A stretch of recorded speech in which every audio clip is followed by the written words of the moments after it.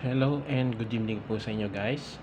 Today papakita ko sa inyo itong Metal Gear Solid 3 Subsistence. So kung yung Metal Gear Solid 2 merong substance, ito naman merong subsistence, no? So merong mga additional features dito na wala dun sa regular game, no? Hindi ko lang alam kung ano yung mga yun kasi hindi ko pa to nalalaro, no? Tsaka hindi rin ako fan ng Metal Gear. Ang nalaro ko lang is yung Metal Gear Solid sa may PS1, yun lang yung natapos ko, no.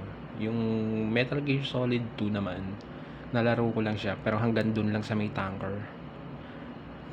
So, eto po yung harap niya.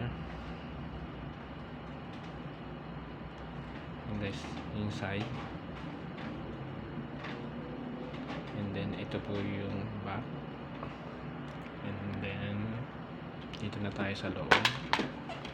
So, ito po yung manual.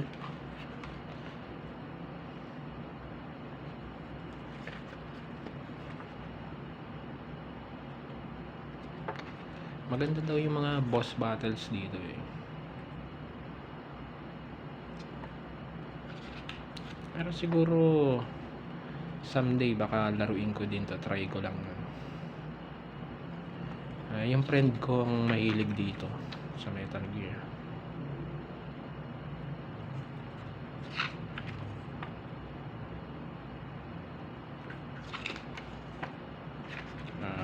Binili ko na lang rin to para sa collection, no. Pero hindi as in talagang gustong gusto ko siya. Para lang ma-add sa collection ko. So nabili ko to ng 500. So matagal na. During the pandemic pa yata. So ito yung sa PSP. Wala ko niyan.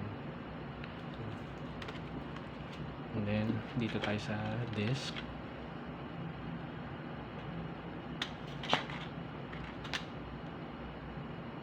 Ayan po yung parang siguro nandito yung additional features, no. Ito po yung back niya.